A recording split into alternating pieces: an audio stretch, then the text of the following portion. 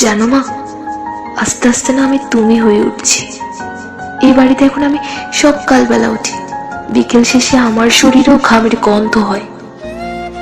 এখন আর সারা সপ্তাহ ধরে সানডে প্ল্যানটা করি না, কারণ তোমার মতো রবিবার এই সংসারের বেশি কাজ।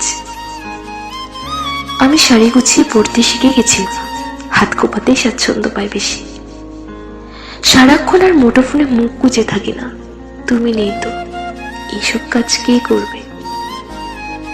ঘড়ির কাঁটার সাথে সবসময় তর্ক করি। ছাতা খুলে গিয়ে বাজার ফেরত অকাল বৃষ্টিতে ভিজতে ভীষণ বিরক্ত লাগে, যে বৃষ্টির প্রতিটা ফোঁটা দু হাত মিলে উপভোগ করতাম কোনো এক সময়। কাটা আঙুল দিয়ে দিব্যি মশলা বাটি, জানো মা, এখন আর জ্বালা করে না। রেগে গেলেও চিৎকার করার বাড়ি মাথায় তুলি না মা। এখন বুঝি ধুলো পরিষ্কার করতে গেলে আগে কতটা ধুলো নিজের গায়ে মাখতে হয়। তবে জানো মা, পাতা ছড়া দুপুরের অবসরে কাটা খুঁড়ির মতো মনটা যেন হারিয়ে যায়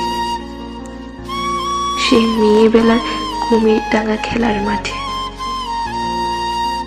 বড্ড মনে পড়ে মা।